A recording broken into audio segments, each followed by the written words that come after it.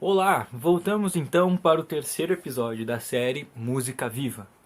De novo, sempre deixando bem claro, essa série aqui vai falar dos 35 álbuns ao vivo que eu separei do meu gosto pessoal, de que eu gosto bastante e eu gostaria de apresentar para vocês. Então, hoje nós vamos fazer um episódio bem especial, tá? Porque esse é um episódio que provavelmente vai ser o único episódio que eu tenho materiais para mostrar para vocês, que é uma coisa que eu gosto bastante. Infelizmente eu não tenho muita coisa, mas vai ser interessante. E vamos então direto ao assunto. Vamos pro primeiro álbum já do vídeo, sem muito rodeio, pra gente chegar direto nele. E nós vamos falar de uma banda agora, tá? A banda britânica, que eu vou precisar dar um contexto bem importante para ela, mas muita gente quando eu falar o nome, já vai saber qual é o álbum, porque esse, para muitas pessoas, é o maior álbum ao vivo de todos os tempos. Eu acho que ele compete pau a pau com o Live at Leeds do The Who, mas eu gosto um pouquinho mais do Live at Leeds. Porém, nós vamos falar dele aqui. Bom, essa banda britânica que eu estou me referindo é o Deep Purple, que faz aquele famoso trio da virada dos anos 70, né? Deep Purple, Black Sabbath e Led Zeppelin. Mas o Deep Purple ele tem uma coisa bem especial. Essas coisas ao vivo do Deep Purple são muito especiais. Pra gente chegar nesse álbum que eu vou falar, eu já vou dar o nome dele, tá? Pra todo mundo. E já vou mostrar ele aqui também, porque esse eu posso mostrar. O álbum é o Made in Japan de 1972. Esse aqui que eu tenho o vinil. Na verdade não é meu, tá? Na verdade esse aqui é do meu pai. É de época e, pasmem, é importado. Eu vou mostrar isso aqui daqui a pouquinho pra vocês. Só vou dizer mesmo novamente aqui. Deep Purple Made in Japan, lançado em 1972. Pra falar dele, eu já vou falar antes sobre o Deep Purple, porque o Deep Purple na verdade é uma banda muito, muito especial, muito querida, mas que aqui estava passando por uma coisa bem interessante, né? Pra muita gente aqui foi o ápice da carreira do Deep Purple e talvez tenha sido realmente. O Deep Purple tem uma fase que é antes dessa, que ninguém lembra, tá? Aliás, a maioria das pessoas nem sabe, que é a fase Rod Evans e Nick Simper. O Rod Evans e o Nick Simper eram respectivamente, né, o vocalista e baixista do Deep Purple antes da chegada do Ian Gillan e do Roger Glover. É importante que a gente fale isso porque o Deep Purple teve um álbum ao vivo antes do Made in Japan. Muita gente não sabe, mas o Concerto, que é o nome do disco, foi lançado em 69 para 70, eu acho que ainda foi 69, e ele foi um disco ao vivo ainda com essa formação, com o Nick Simper e o Rod Evans, e ele era um álbum basicamente feito com uma orquestra, era uma doideira da cabeça do Jon Lord, mas é ao vivo, é importante lembrar isso. Eles tiveram 3 álbuns nessa primeira fase até a saída do Rod Evans e do Nick Simper. Inclusive o Rod Evans, que formou um dos supergrupos mais subestimados da história da música, que é o Captain Beyond, com os caras do Iron Butterfly. Muito bom, inclusive. Porém, aí entraram os membros dessa formação que eu vou falar agora, que é o Ian Gillan e o Roger Glover, né? Eles lançaram 3 álbuns com essa formação, né? Tem o In Rock do ano de 1970, em 1971, um ano depois, eles lançaram o Fireball, e em 1972 eles lançaram esse aqui que eu também tenho, o Machine Head, certo? O Machine Head é um grande álbum e ele tem alguns grandes sucessos do Deep Purple da carreira, como por exemplo Highway Star e Smoke on the Water, que são 2 das músicas mais famosas do Deep Purple. Ainda tem outras músicas como Lazy e Space Trucking que eu gosto bastante nesse álbum. Mas esse álbum aqui proporcionou para eles uma grande turnê mundial. E essa turnê ela foi para diversos países da Ásia, inclusive, que não era muito comum na década de 70. Embora o Led Zeppelin estivesse galgando a mesma área, não fosse algo tão comum. E isso culminou na gravação de um álbum, certo? Que era só para o mercado japonês. O Deep Purple era muito querido no mercado japonês. Isso tem muito a ver com, provavelmente, com a questão neoclássica, né? Porque os japoneses amam o neoclassicismo e o Deep Purple sempre teve muito neoclassicismo no Jon Lord e no Ritchie Blackmore. Então, eu imagino que tenha muito isso a ver com a questão desse álbum ao vivo. Enfim, o Made in Japan ia ser um álbum só para o mercado japonês, só que o álbum ficou muito bom. E eles resolveram então lançar esse álbum como um ao vivo do Deep Purple, que, como eu já mostrei anteriormente, é esta coisa maravilhosa aqui, Made in Japan do Deep Purple. O legal aqui já é na capa que mostra todos os 5 membros do Deep Purple, né? Aqui o Jon Lord, Roger Glover, aqui tem Ian Gillan tocando umas congas, uns bongos, o Ian Pace na bateria e o Rich Blackmore nas guitarras aqui. Essa formação maravilhosa nos presenteou com esse álbum ao vivo que é lindo de morrer. E olha como é lindo por dentro, olhem só. Ele tem o sol nascente do Japão, acho que dá pra ver mais ou menos. Olha que bonito. E cara, aqui a escolha das músicas é sensacional. Esse álbum aqui, ele foi gravado em duas datas diferentes, né? 16 de agosto de 72 na cidade de Osaka e em 17 de agosto de 72 em Tóquio. Então são dois shows na verdade, e aqui os shows são maravilhosos. Eles escolheram o melhor desses dois locais. Na verdade em Tóquio só tem duas músicas, né? Que é a versão de The Mule, que é muito boa, e de Lazy, que é demais. O resto, a maioria, é em Osaka mesmo. Só que, cara, eu não sei o que falar de tão bom que é esse álbum. Olha que bonito aqui atrás, ó. Ó, capa bem legal, cara. Isso aqui é maravilhoso. Esse álbum no Brasil, infelizmente, na década de 70, ele foi lançado como simples.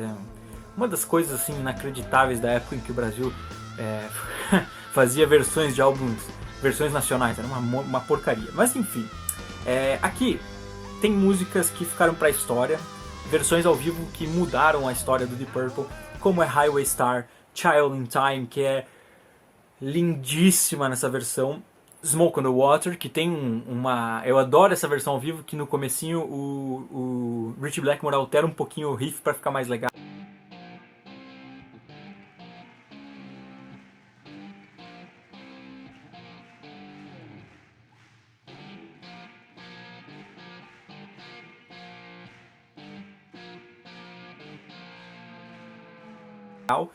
Space Trucking e Strange Kind of Woman, que era uma música que tinha sido lançada no Fireball, que não foi muito sucesso, mas eles tocaram ao vivo aqui, e é muito legal, porque tem uma parte de Strange Kind of Woman que o Rich Blackmore e o Ian Gillan ficam brincando entre voz e guitarra, fazendo uma espécie de um dueto. É sensacional.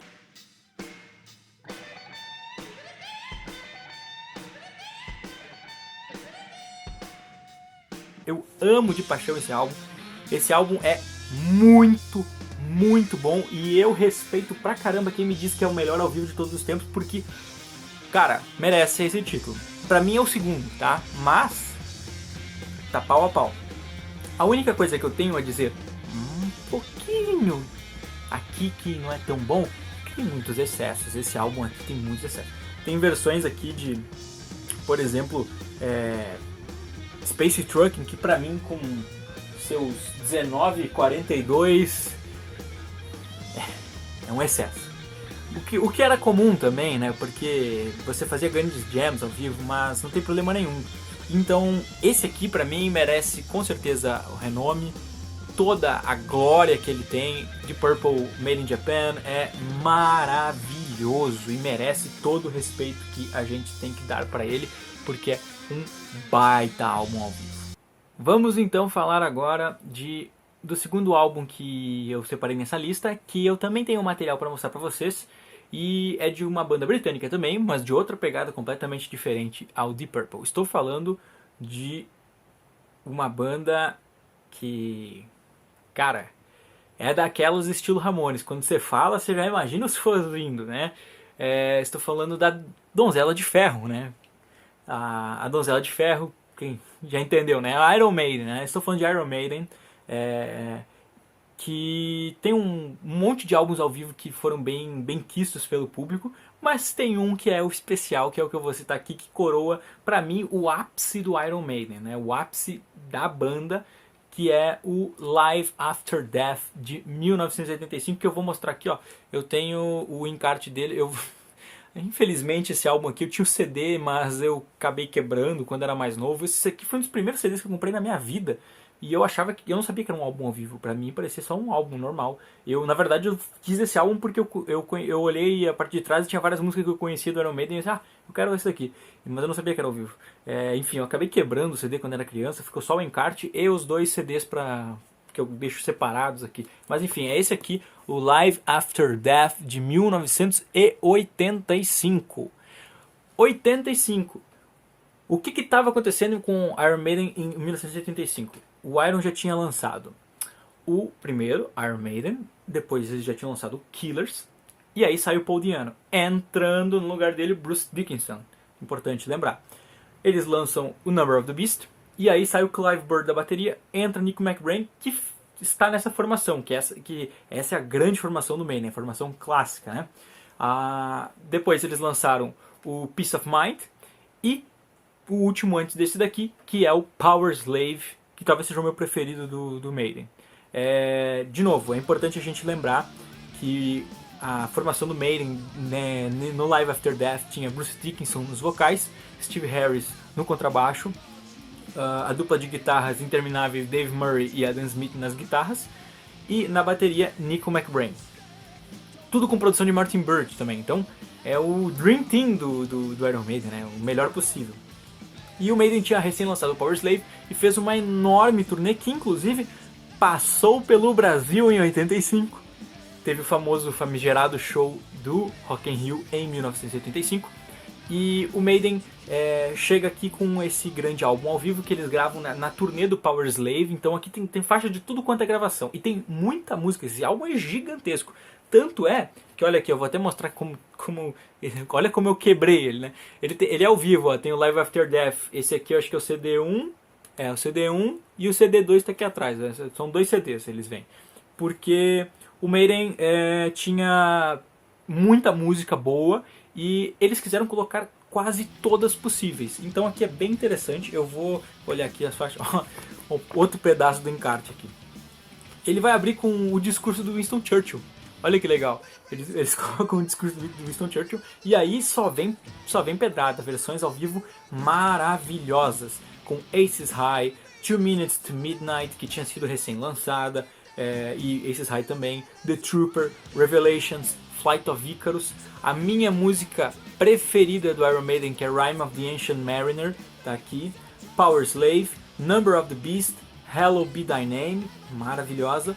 Aí, olha só, eles tocam Iron Maiden, a música que quem cantava era o Paul Di'Anno.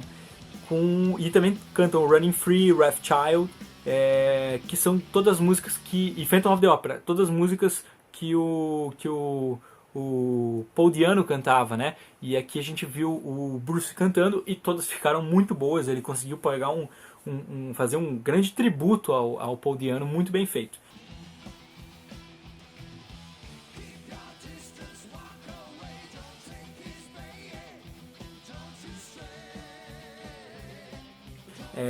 Ainda tem Run to the Hills, que era junto com Number of the Beast o grande sucesso do Maiden até aquele momento, e The Trooper também, né?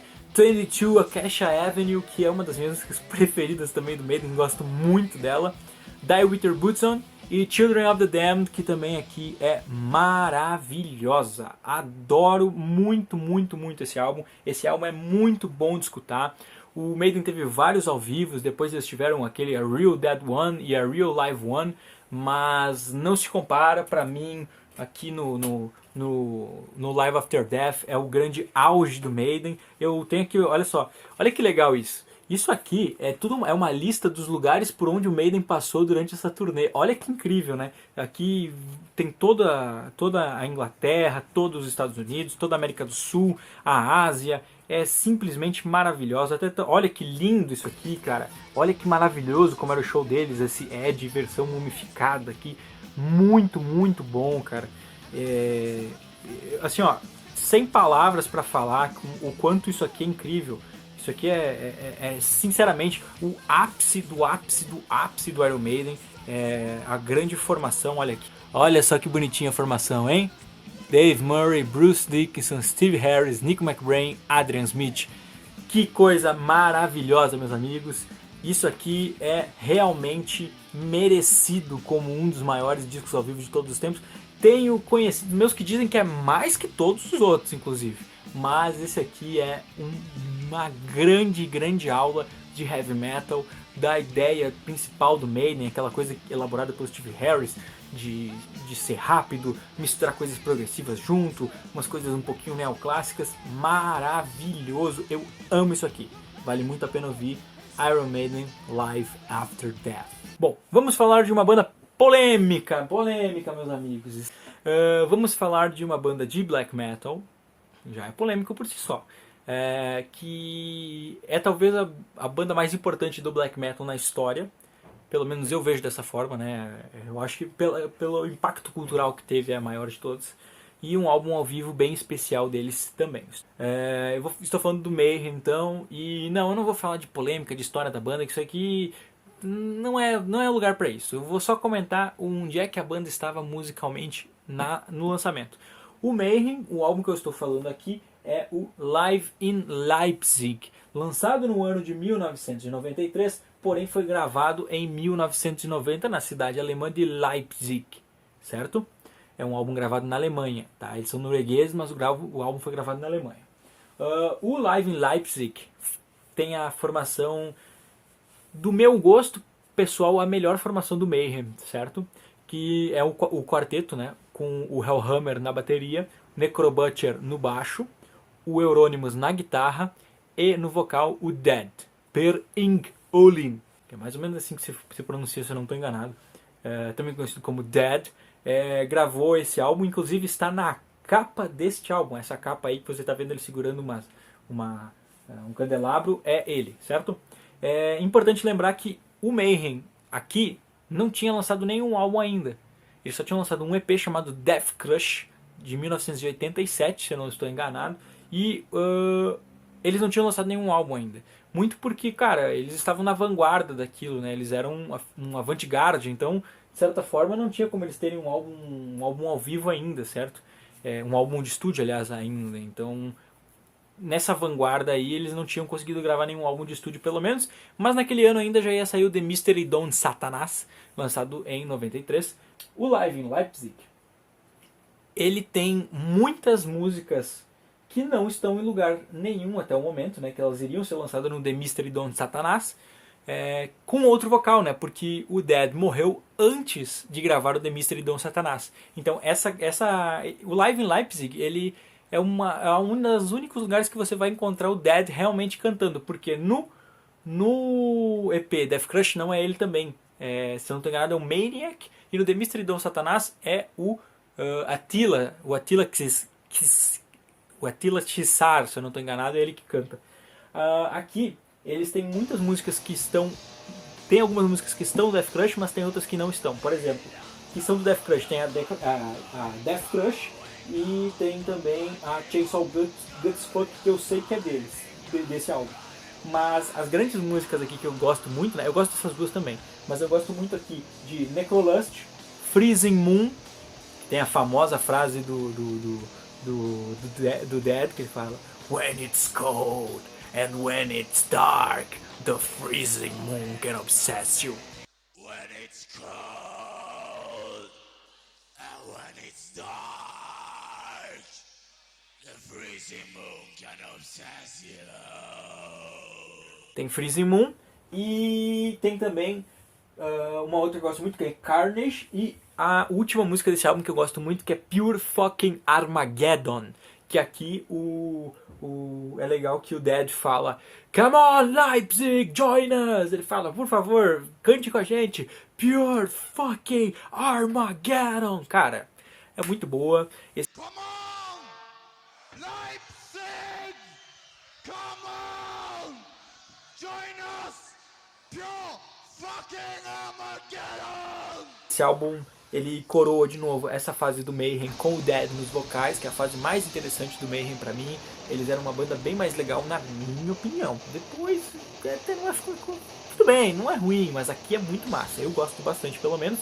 E é uma das únicas gravações que você vai ter do Dead cantando, porque ele não cantou em nenhum álbum de estúdio do Mayhem, certo? Então por isso Mayhem Live in Leipzig tem que estar aqui também. Continuando, então, vamos falar agora de uma banda que tem um nome bem estranho, que a maioria das pessoas, inclusive, nem sabe como é que pronuncia. E a maioria das pessoas, até os americanos, tem dificuldade de saber como é que se pronuncia. Estou falando de uma banda da Flórida, sulista, Southern Rock. Muita gente já deve estar imaginando o que é o Lynyrd Skynyrd. Sim, o nome certo para se pronunciar é Lynyrd Skynyrd. É uma brincadeira com um antigo professor dos ex-membros da banda, né? E o álbum que eu estou falando, do Lynyrd Skynyrd, foi lançado em 1976 e é o One More From The Road. Importante levar em consideração aqui esse nome é muito legal, né? One More From The Road, porque é uma brincadeira, né? A famosa frase One More For The Road é tipo assim, é a saideira. Vamos terminar de beber, a saideira. Eles falam Give me One More For The Road. Aqui eles estão falando One More From The Road. Mais um da estrada, né? Então é uma brincadeira, um jogo de palavras bem interessante aqui. Onde é que estava o Lynyrd Skynyrd em 1976? Eles estavam justamente quase no fim.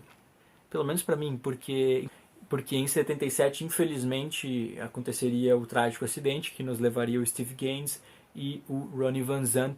Infelizmente, quase assim, o Lynyrd Skynyrd continuou, mas nunca mais foi a mesma coisa sem esses dois.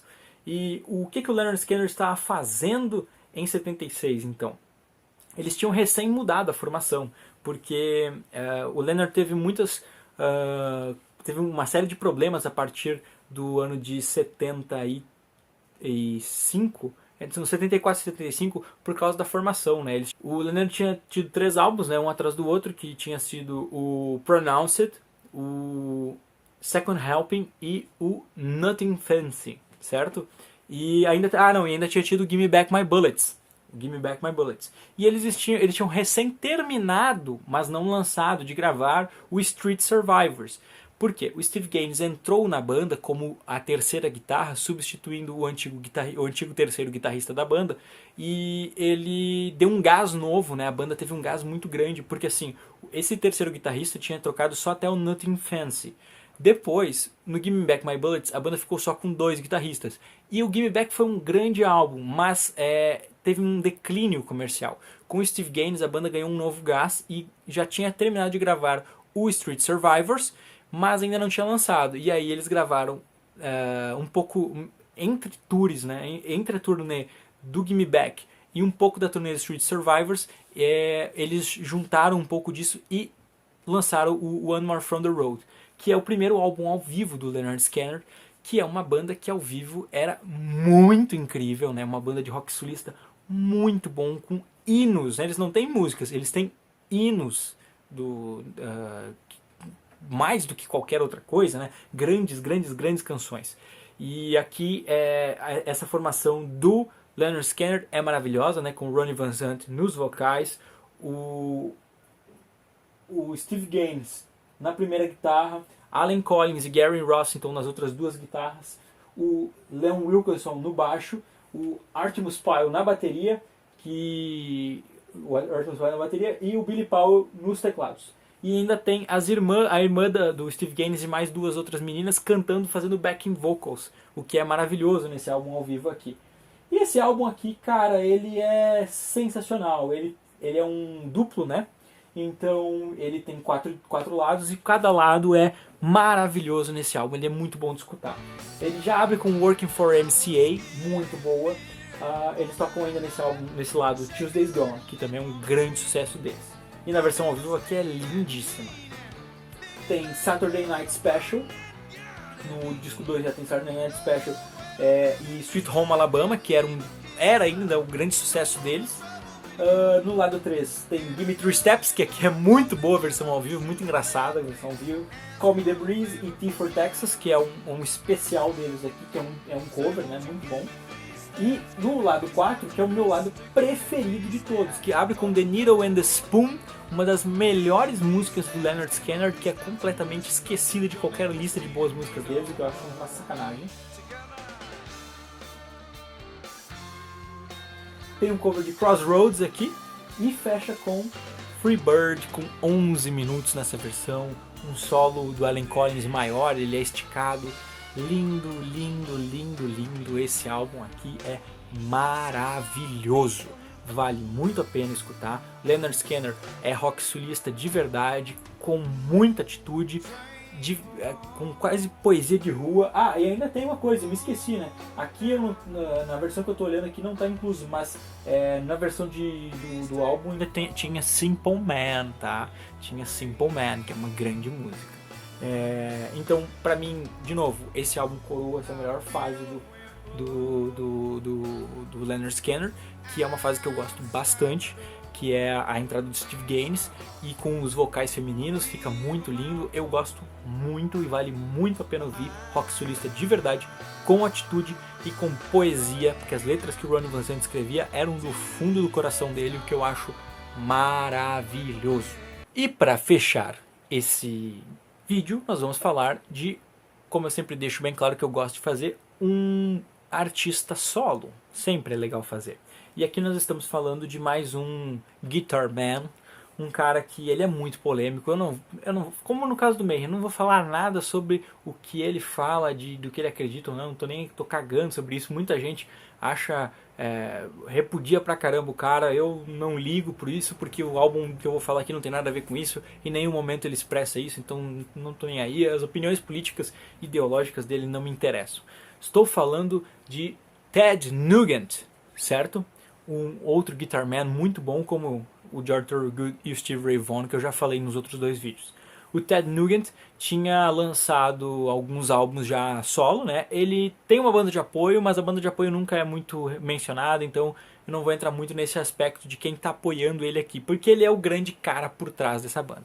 O Ted Nugent já tinha lançado alguns álbuns, mas esse álbum que eu estou falando foi lançado no ano de 1978 e é o Double Live Gonzo. O Double Live Gonzo é o quarto álbum lançado pelo Ted Nugent até então. Ele já tinha lançado 3 álbuns. Dois em 76, né, o álbum titulado Ted Nugent, que é o primeiro álbum dele. Depois ele lançou Free For All e o grande sucesso dele, que é Cat Scratch Fever, em 77. Daí o álbum seguinte. Então, depois desses 3 álbuns, ele vai lançar o Double Live Gonzo, que vai coroar essa fase que é a minha fase preferida do Ted Nugent, que é esse iniciozinho dele, que é uma coisa bem mais bluseira, mais rock and roll, rootzão, muito bem feito, e com muitos solos, muita virtuosidade. Eu gosto muito desse álbum. O Ted Nugent, ele tem grandes músicas e grandes versões ao vivo nesse álbum, versões que eu até prefiro do que as de estúdio. Por exemplo, o grande clássico dele, que é Cat Scratch Fever, aqui na versão ao vivo é mais legal do que na versão de estúdio, na minha opinião. Fica mais legal, o público participa, fica bem interessante. Eu gosto bastante desse aqui.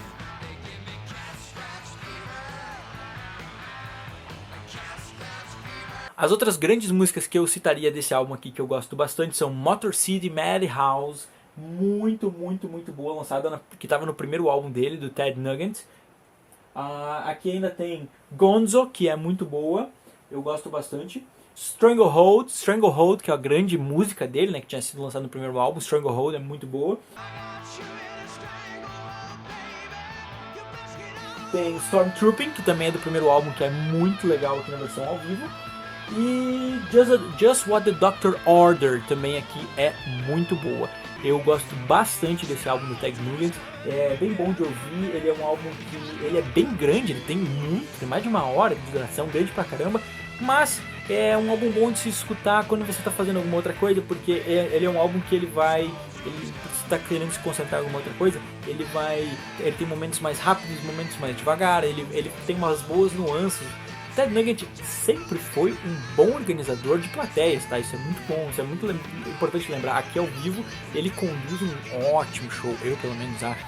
Mas eu principalmente acho que essa fase aqui do Ted Nugent é legal por ela ser uma fase mais bluseira, uma fase rock and roll roots também, estilo americano de se fazer, mas muito bom. E uma fase que ele era mais conhecido pela música do que pelas opiniões dele. Daí eu acho mais legal, né? Na minha opinião, sempre vai ser mais importante você ser conhecido pela música do que sobre as suas opiniões pessoais. E nesse caso, o Ted Nugent era por isso. E é muito bom. E por mais que você não goste do Ted Nugent, pensar, esse cara é um chato, pensa tal coisa, você fala bobagem. Ouça, é muito bom. Não deixa essa coisa de lado de que eu não gosto de tal cara porque ele fala tal coisa que eu não concordo. Tudo bem, ok. Ouça. Se você não ouviu Double Live Gonzo e não quer ouvir só porque é do Ted Nugent, não faça isso. Escute ele, é muito bom. Eu pelo menos acho ele muito bom, esse álbum ao vivo.